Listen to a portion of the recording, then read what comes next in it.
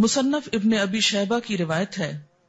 حضرت زید بن اسلم رضی اللہ تعالی عنہ سے روایت ہے کہ رسول اللہ صلی اللہ علیہ وسلم سے رجب کے روزے کے بارے میں پوچھا گیا تو آپ نے فرمایا شعبان کے روزوں سے آپ بے خبر ہیں، یعنی رجب میں نہیں، اصل میں شعبان میں روزے رکھے جائیں گے۔ رجب کے مہینے میں ایک تو 27ویں کی رات کو جاگا جاتا ہے، پھر اگلے دن روزہ رکھا جاتا ہے، رات کو جاگ کر عبادت کی جاتی ہے، اور اس کی وجہ یہ بتائی جاتی ہے کہ اس رات حضور اکرم صلی اللہ علیہ وسلم معراج پر تشریف لے گئے، اور روزہ اسی مناسبت سے ایک فضیلت کا کام سمجھ کر رکھا جاتا ہے۔ ان چیزوں کا جائزہ لینے سے پہلے یہ بات ہم اپنے ذہن میں پھر سے دہرا لیں کہ دین دراصل وہ دین ہے جو اللہ سبحانہ و تعالی نے ہم کو دیا ہے۔ قرآن پاک اس کے بارے میں فرماتا ہے الیوم اکملت لکم دینکم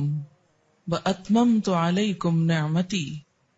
وردیت لکم الاسلام دینا، آج میں نے تمہارے لیے اپنا دین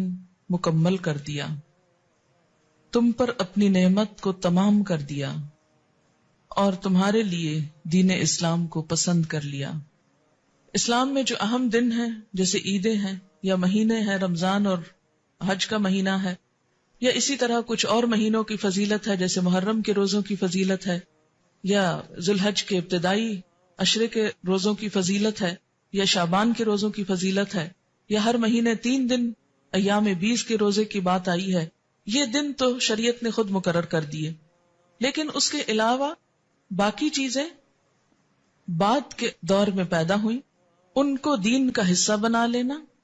اور ان کے اوپر اس طرح پابندی سے عمل کرنا جیسے نماز کی پابندی کی جاتی ہے، تو یہ دین میں نئی روایات پیدا کرنے کے برابر ہوگا۔ صحابہ کرام کے اندر ہمارے معاشرے کی طرح دن منانا، اینیورسریز اور اسی طرح برسی اور ولادت کے دن، یہ تمام چیزیں اس کلچر کا حصہ نہیں تھی، یعنی اسلامی کلچر کا بیسیکلی۔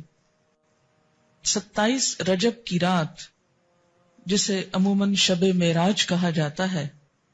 اس میں آپ صلی اللہ علیہ وسلم کو اگر معراج نصیب ہوئی، اگر کا لفظ میں اس لیے بول رہی ہوں کہ اس تاریخ میں بھی اختلاف ہے، رات کا جاگنا، دن کا روزہ، یہ تمام چیزیں حضور صلی اللہ علیہ وسلم کے دور میں موجود نہیں تھی۔ اگر آپ کو معراج نصیب ہوئی بھی اس رات میں، تو آپ صلی اللہ علیہ وسلم نے اسی رات جو مخصوص عبادت کی، اس کے بعد کبھی بھی ہر سال 27 رجب کو کوئی خاص عبادت نہیں کی، نہ ہی صحابہ کرام نے کبھی 27 رجب کی رات کو کوئی شب بیداری کی یا اس کی کوئی فضیلت بتائی۔ اسی طرح جہاں تک روزے کا تعلق ہے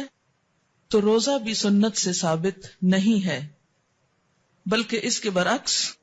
روزے کے بارے میں کچھ روایات ایسی ملتی ہیں کہ جس میں روزے سے منع کیا گیا۔